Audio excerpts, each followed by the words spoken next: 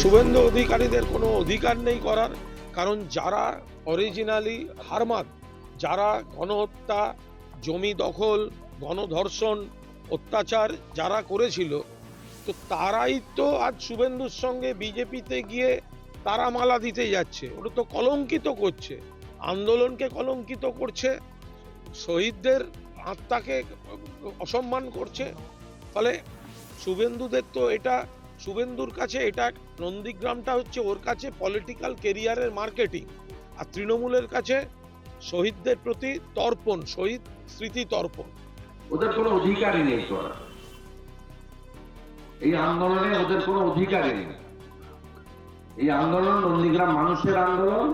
এই আন্দোলনে এই যে ছাঁটরা ছিল চোরগুলো, এদের মুখের ভাষা শুনলে ব্লিচিং ফিনাইল দিতে ইচ্ছা হবে, এত নোংরা ভাষা এদের মুখে। এদের কোনো ভূমিকা নেই। এরা পরের বছর আসবে না, এই লোকসভা ভোট হয়ে যাওয়ার পরে আর আসবে না, এটা শেষ এসেছিল।